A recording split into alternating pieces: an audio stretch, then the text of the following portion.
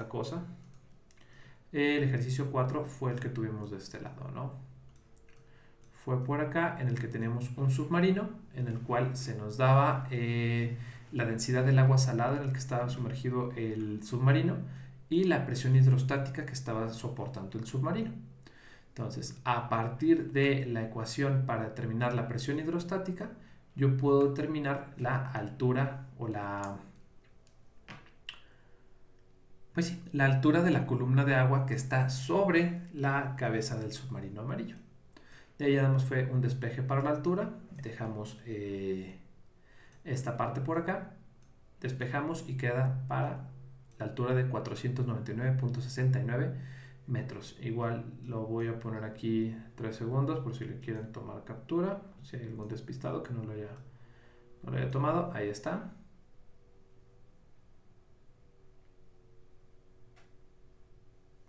Ok, y seguimos. Entonces, esto ya queda resuelto. Resolvimos también el de la prensa hidráulica. Ya dijimos que hay diferentes formas de prensas hidráulicas. Y nos seguimos con nuestro problema. Dice acá, tenemos un cubo de 20 centímetros de arista. Esto ya va en color negro. Que está sumergido en agua de alguna manera. La pregunta es, ¿cuál es la fuerza de empuje que está recibiendo el cubo?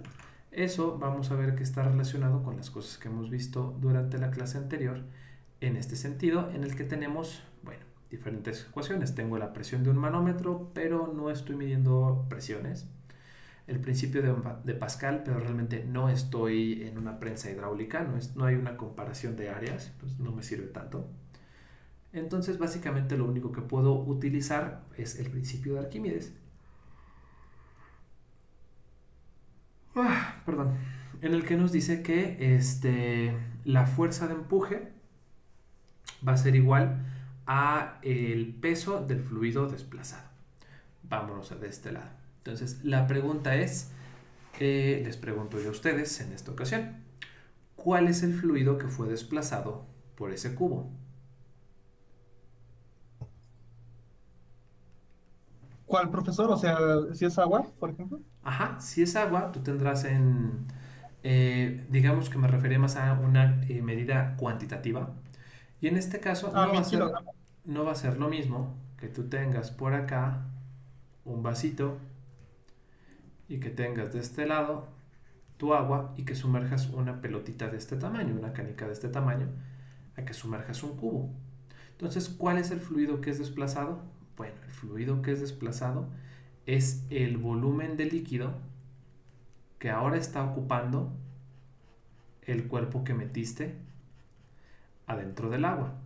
Como comentábamos la clase anterior, si tú te metes a nadar en una piscina y metes una pelotita de mano, la puedes sumergir con toda la facilidad del mundo. Sin embargo, si metes una pelota de playa, te va a costar mucho más trabajo sumergir esa pelota dentro de la piscina, que quede cubierta completamente por agua. Entonces, el fluido desplazado que tenemos acá es el volumen del cubo. ¿Cuánto se desplazó? Bueno, cuando se desplazó una pelotita chiquita, desplazamos una cantidad pequeña de agua. Cuando metemos la pelota de playa, desplazamos un volumen o bien una cantidad grande de agua. Órale pues, la pregunta es, metí ese cubo al agua y desplacé un cubo de agua. ¿Cuánto pesaría ese cubo de agua? Bueno, pues habría que ver. Entonces, mi problema se reduce a lo siguiente. Yo sé que la fuerza boyante o la fuerza de empuje o de flotación va a ser igual a el peso del fluido desplazado. Déjenme que acá sonó el timbre.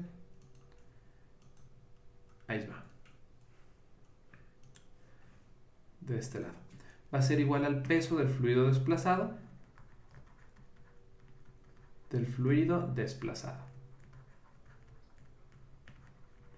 Entonces tengo que la fuerza boyante va a ser igual a la masa por la gravedad, porque eso es el peso, masa por gravedad. La pregunta es, ¿cuál pues es la masa? La gravedad siempre va a ser la misma, 9.81. Pero entonces, ¿cuál fue la masa de ese fluido que se desplazó?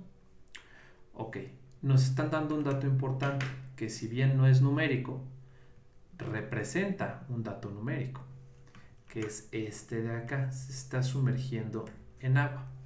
Lo que resulta en que yo esa densidad ya la conozco. Y yo sé que la densidad del agua es de 1000 kilogramos sobre metro cúbico. Ahora sí. Entonces, mi problema al final del día está cambiando a encontrar la masa que pesa ese volumen de agua que desplacé. ¿Cuál creen ustedes que sería el volumen del agua que desplacé? La longitud ya sabemos que es lo que mide una línea. El área ya sabemos que es lo que mide una hoja de papel, el área. Y el volumen es un cuerpo en 3 dimensiones. ¿Cuál sería el volumen de ese cubo? 8000. Así es, el volumen de este cubo sería lado al cubo o arista al cubo, que sería 20 centímetros al cubo. Ahí está, 20 centímetros al cubo. 20 centímetros al cubo sería 20 por 20 por 20, 20 por 20 por 20, quedarían 8000 centímetros cúbicos. 8000 centímetros cúbicos. Entonces, ya sé el volumen del agua desplazada. Ahora lo que necesito conocer es la masa de la masa de ese volumen que fue desplazado. ¿Cuál sería esa masa? Bueno, sabemos que la densidad yo la estoy midiendo como la masa sobre el volumen. Si yo ya conozco el volumen y conozco la densidad, entonces ya de aquí puedo conocer la masa. Puedo decir, ok, entonces la masa va a ser igual a la densidad por el volumen, donde la densidad es de 1000 kilogramos sobre metro cúbico por el volumen, que son los 8000 centímetros cúbicos.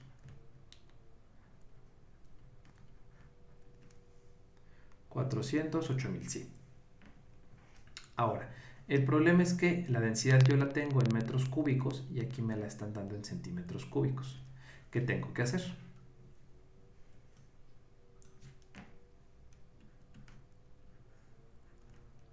Una conversión, ¿no? Kilogramos sobre metro cúbico. 8000 centímetros cúbicos equivaldrían a, por 3 me va a quedar decímetros cúbicos y otros 3 me va a quedar metros cúbicos. Entonces esto me quedaría 0.008 metros cúbicos. Si no me la creen, podemos hacer la conversión de este lado. Quiero pasar 8000 centímetros cúbicos a metros cúbicos. Multiplico por su factor de conversión. Yo sé que en un metro cúbico equivale a 100 centímetros por 100 centímetros por 100 centímetros. Entonces esto de acá son 100 por 100 por 100, 100 por 100 por 100. Esto da 1.000.000. Esto da 1.000.000 de centímetros cúbicos. Vamos a multiplicar ese factor de conversión.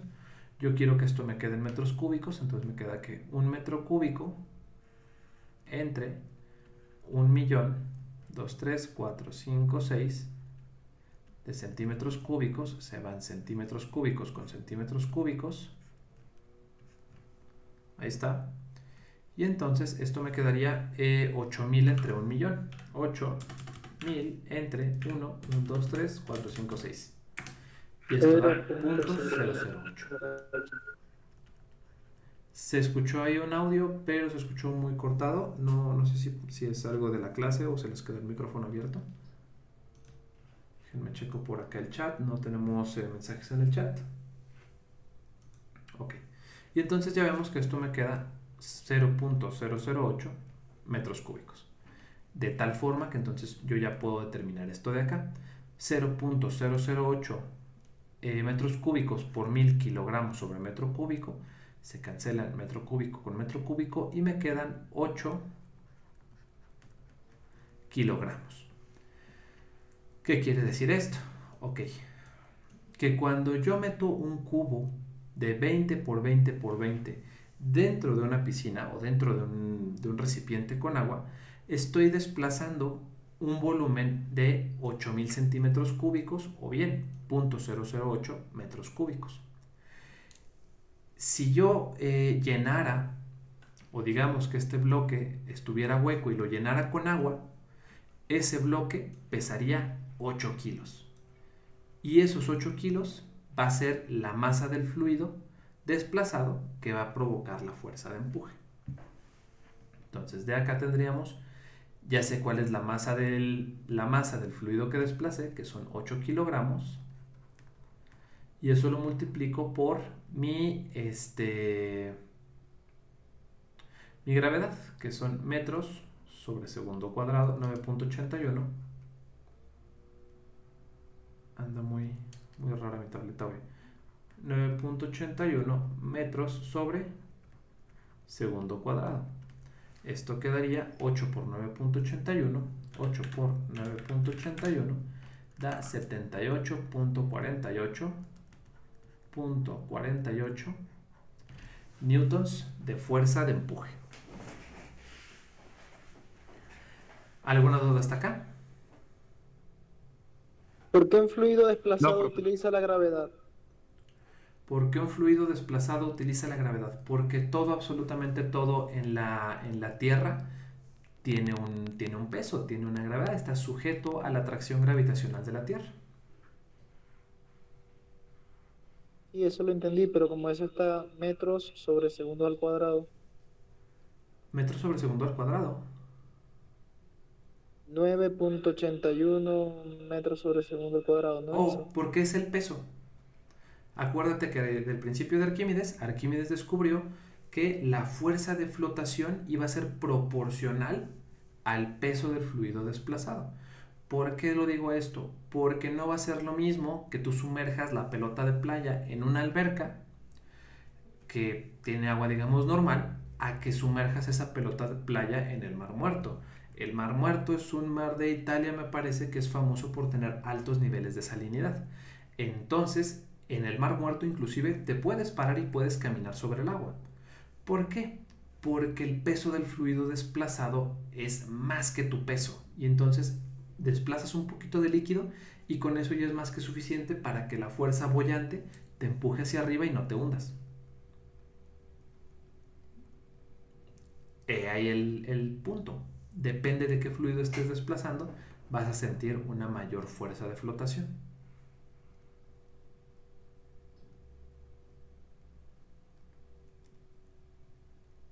¿Alguna otra duda? ¿El 8 salió de una división o una multiplicación? Es que yo veo que ahí que se multiplica, pero ¿Cuál no será, sé. compañero? Perdón, los 8 kilogramos, la masa. Los 8 kilogramos, estos salen de una multiplicación, de Cierto, multiplicar perdón, no 1000 me había fijado en la conversión de por unidades. 8. Cierto. No te preocupes. Gracias. Nombre para servirles. Ok, hasta aquí más o menos.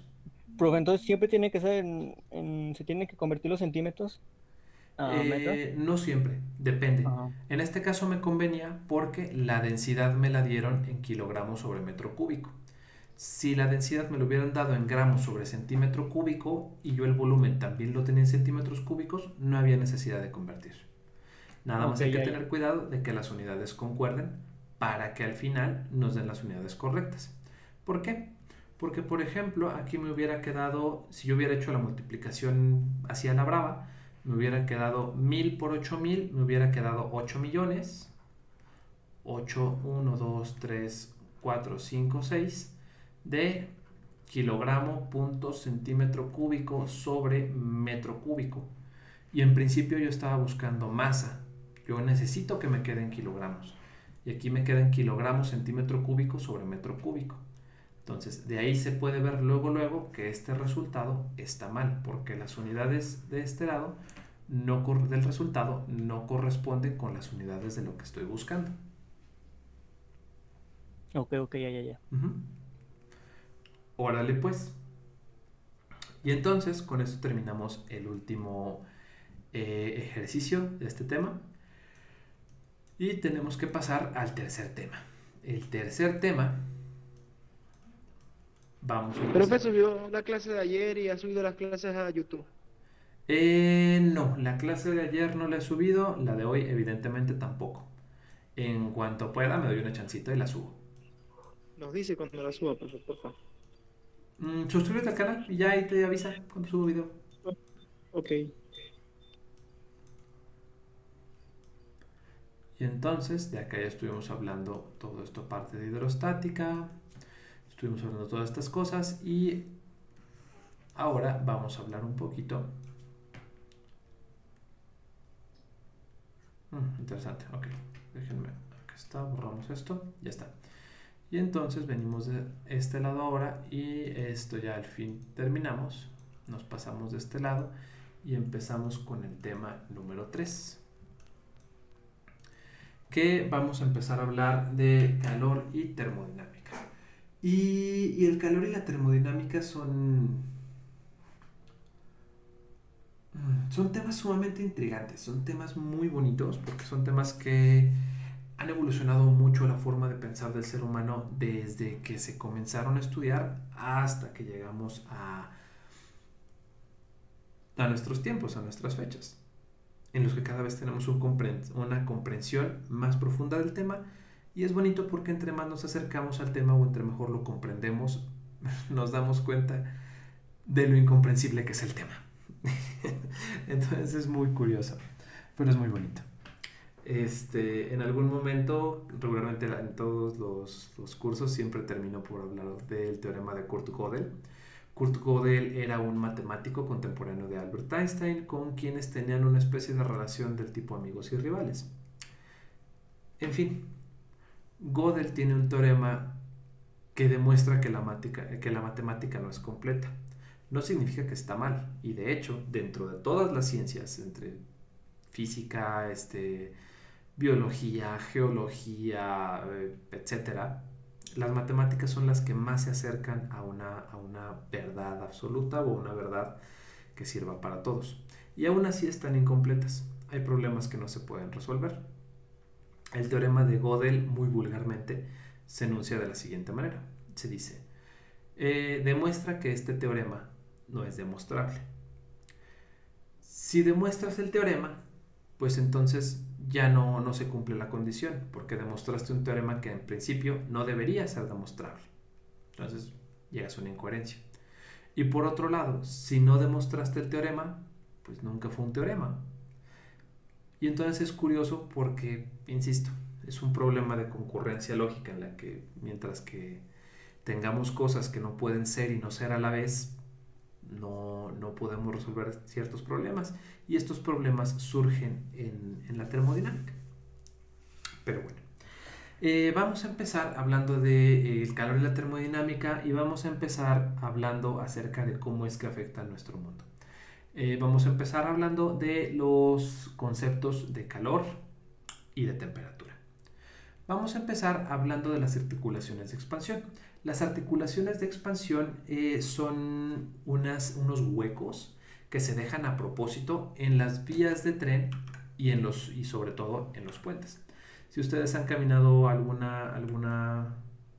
día entre las vías del tren, seguramente se habrán dado cuenta de que las vías del tren tienen unas grietas o tienen unas líneas de espacio vacío entre los rieles. Y en principio uno pensaría, bueno, ¿por qué están haciendo estas líneas aquí? Van a causar que el tren se descarrile o algo. Inclusive cuando eres pequeño puedes llegar a pensar que es un error. Ya después te das cuenta de que es muy probable que, o han experimentado de carne propia, que los materiales tienden a expandirse con el calor. Y entonces, cuando existe esta expansión, si no estuvieran estas grietas o estas articulaciones de expansión, lo que pasaría es que las vigas o las vigas de acero que componen nuestras vías de tren, al expandirse con el calor, reventarían y comenzarían a hacer una especie de cúmulos hacia arriba o hacia abajo, se empezarían a romper, y eso sí ocasionaría el accidente de un tren. Similarmente con los puentes. A los puentes regularmente, me parece que no sé si en San Luis haya, ahorita no me acuerdo, pero si se van ustedes para las playas de Mazatlán, van a ver que hay puentes y que de repente se sienten como unos topecitos. Esos topecitos son igualmente articulaciones de expansión térmica que se usan para que los puentes no colapsen, no se rompan, no ocurra una deformación cuando hay cambios de clima en el ambiente. Tanto puede haber días que sean muy fríos, puede haber días que sean muy calientes, y esta expansión térmica puede hacer que se ocasione un accidente y sobre todo una deformación en la estructura. Entonces, de aquí ya vemos que en general es sumamente importante ver el papel que juega la temperatura en nuestras vidas, tanto en la ciencia de materiales como en todas las demás ciencias. Hoy en día, o en general ustedes como médicos, van a lidiar regularmente con las temperaturas del cuerpo humano. ¿Por qué va a ser tan importante la temperatura del cuerpo humano? Bueno, pues porque resulta que nuestra sangre también tiene una dilatación conforme la temperatura aumenta. ¿En qué sentido les digo esto? Bueno, cuando ustedes tienen y en la viscosidad también funciona la viscosidad. Y la viscosidad de la sangre es un tema muy importante. ¿Por qué?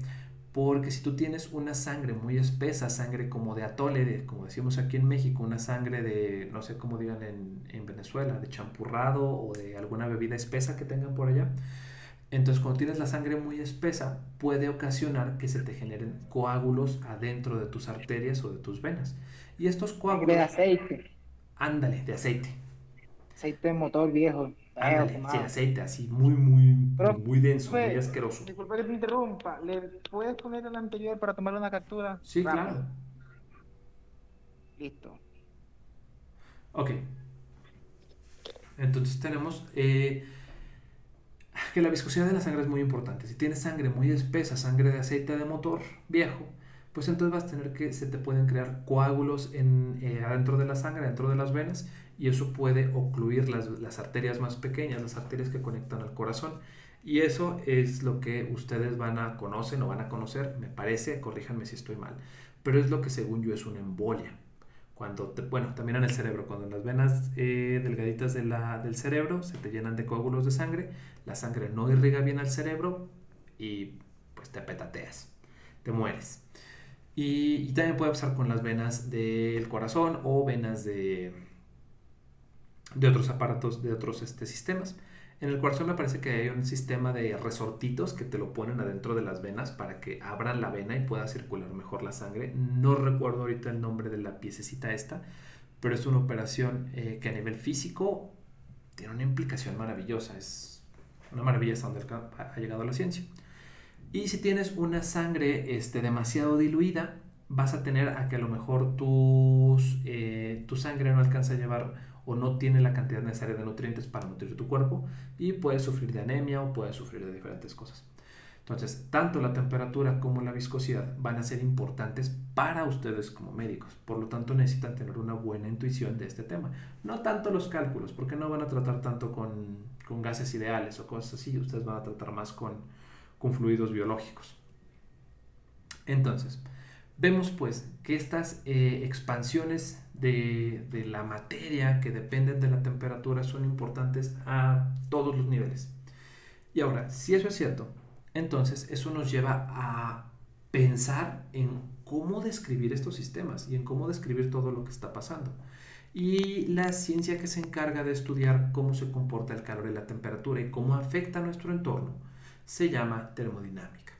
Termo es una palabra, es una locución latina, si no mal recuerdo, que señala el calor, que es una propiedad de la materia. Ahorita, ahorita todavía en esta clase no, pero eventualmente vamos a hablar de qué es el calor o cómo se veía en un principio y cómo se ve ahora. De hecho, lo podemos ver de una vez. Ok, entonces la termodinámica es el estudio de el calor y dinámica, cómo se mueve. Cómo se mueve el calor entre los sistemas, entre los cuerpos en la vida. Y entonces, el calor en un principio se pensaba, esto todavía no es ni siquiera hace mucho tiempo, por allá de los años 1600, se pensaba que el calor era una sustancia que era invisible al ojo humano, pero que la podías sentir en el tacto. Y era una sustancia, se la imaginaban los teóricos de aquel entonces, ¿no? Se imaginaban el calor como una sustancia babosa, que cuando abrazabas a alguien le pegabas esa sustancia y por eso se sentía calientito cuando te abrazaban. Ya después, bajo diferentes experimentos, te pones a ver que realmente no hay una sustancia que pase de un cuerpo a otro, sino que se trata de algo más. El calor al final del día va a ser una medida de la temperatura que tiene tu cuerpo. Entonces, hablamos de calor, pero realmente no existe un aparato que te mida, sí, tienes tantas unidades de calor. O no te ponen una pistola en la cabeza infrarroja y dicen, sí, tienes 63 unidades de calor. Sino que el calor es una característica que viene de la jerga de aquel entonces, de los años 1600, y que adoptamos para determinar que una persona tiene temperatura. Decimos que algo caliente, algo que tiene calor, tiene una alta temperatura. ¿Y qué es la temperatura al final del día? La temperatura es algo que se mide desde un nivel microscópico. La temperatura es la velocidad con la que se mueven los átomos de tu cuerpo. Algo que está muy caliente significa que esos átomos van a rajatabla y lo que te está quemando los dedos es el billón de billones de billones de billones de veces que te están golpeando los átomos por segundo en tu dedo. Y esos choques de átomos es lo que nosotros interpretamos como una temperatura. Por otro lado, un objeto que está frío, nosotros lo que sentimos es como nuestros átomos están pegándole a los átomos fríos del hielo y nuestros átomos se van frenando. Eso es lo que nosotros detectamos como algo frío y como algo caliente. Desde este punto de vista, al final del día, la temperatura no es otra cosa que una medida o una forma de medir la energía cinética que está contenida en un sistema. ¿Por qué? Porque entre más rápido vayan las partículas que componen ese sistema, yo lo voy a sentir o lo voy a interpretar como un objeto más caliente, con más calor. Y luego resulta que ya aprendimos, digamos, a interpretar la temperatura como una medida de la energía cinética. Y luego tenemos que ver lo que significa la transferencia de calor. La transferencia de calor significa cómo, o nuevamente en el ejemplo de cuando tocas el hielo, cómo tu mano, los átomos de tu mano se van frenando y van acelerando los átomos del hielo. Imagínense los átomos del hielo como un átomo bien fijo, bien sólido, y por este lado van tus átomos y van súper rápido moviéndose, y cada vez que topan con el del hielo lo van moviendo poquito, hasta que eventualmente el hielo se derrite y termina convirtiéndose en agua, que ya no tiene los átomos fijos, ya están fluyendo en el espacio. Entonces, sabemos además de una manera empírica, de una manera intuitiva, de una manera por experiencia, digamos, que la transferencia de calor siempre se da desde un sistema más caliente hacia un sistema más frío. Entonces, ya establecimos también, insisto, de una manera empírica, de una manera experimental, que el calor tiene una dirección preferencial de flujo. Siempre va de lo más caliente a lo más frío y nunca de lo más frío a lo más caliente. Por eso, cuando ustedes, cuando había clases presenciales y entraban al salón de clases un lunes en la mañana, y era un lunes 7 de la mañana, y todos les decían, ciérrale a la puerta porque se mete el frío. No, eso es equivocado. Siempre fluye el calor de lo más caliente a lo más frío. No se está metiendo el frío, se está saliendo el calor, que parece igual y el resultado es equivalente, pero no es lo mismo. Entonces, por si en algún momento les pasa, bueno, cuando abren la puerta no se sale, no entra el frío, se sale el calor. No más que pues, si es la costumbre, ¿no? Decir, ciérrale que se mete el chiflón o algo así. Y finalmente tenemos que definir una cosa más, el equilibrio térmico. El equilibrio térmico lo vamos a definir cuando dos sistemas o dos cuerpos se encuentran a una misma temperatura, de manera que si yo los junto no va a haber una transferencia de energía cinética entre ellos. ¿Por qué? Porque ya se van moviendo los átomos a una misma velocidad. Entonces digamos que hasta van a la misma velocidad y lo único que hacen es que embonan como en granecitos y no chocan. Entonces no existe una transferencia de temperatura de un lado al otro y decimos que esos dos cuerpos, por tener la misma velocidad de sus partículas o bien la misma energía cinética, decimos entonces que están en equilibrio térmico. ¿Por qué? Porque están a la misma temperatura. Ahora, ya definimos lo que es la temperatura. Ahora el problema es cómo la voy a medir. La masa la mido en kilos, la distancia la mido en metros, la fuerza la mido en newtons. ¿En qué voy a medir la temperatura? Sucede que este tema de la temperatura fue importante en varias regiones del mundo y por lo tanto se desarrollaron dos sistemas primitivos para medir la temperatura. Uno es el de los grados centígrados o grados Celsius, debido al científico que los descubrió, en el cual él establecía dos temperaturas de referencia. 0 grados centígrados, que es la temperatura en la cual se congela el agua, y 100 grados centígrados, que era la temperatura en la que el agua pasa de líquido a gas. Es decir, es el punto de ebullición del agua, pero ¿cómo se dice cuando algo pasa de líquido a gas? Se evapora. Ah, ok. ¿Evaporación? Evaporación, justamente eso. Cuando Muchísimas cambia de gracias. estado. Ajá, es un cambio de fase, pero tiene su nombre. Cuando pasa de sólido a líquido, se está derritiendo. Cuando pasa de líquido a gas, se está evaporando. Y cuando pasa de sólido a gas, cuando pasa de sólido a gas sin pasar por líquido, se llama sublimación. Y por ahí hay otro término que se llama licuefacción. Y todavía está el otro proceso, el de liofilización, creo que se parece, Profe, que es un proceso también de hay secado y una congelado. parte de transferencia que le llaman ebullición, ¿no? ¿A qué se Ajá, refiere? Ya realmente no me acuerdo. el punto de ebullición es igual, el punto en el que el agua se transforma de líquida a gas, la temperatura. Le dicen punto porque en un diagrama de fases en realidad es un punto gráficamente, pero básicamente se refieren a una temperatura. La temperatura de ebullición, cuando el agua comienza a ebullir, a evaporarse. No sé si existe el verbo ebullir, pero estoy abusando de la palabra. Bueno, y entonces Celsius, no recuerdo dónde era, pero definió esta escala. Dijo, yo lo más frío que puedo medir es el hielo y lo más alto que voy a medir es la temperatura en la que se evapora el agua. Y él ahí definió sus dos términos de escala. Por otro lado, tuvimos otro científico, Fahrenheit, Lord Fahrenheit, me parece que él era inglés, y él estableció esos dos mismos puntos de la temperatura de congelación del agua a 32 grados Fahrenheit y la temperatura de ebullición a 212 grados Fahrenheit.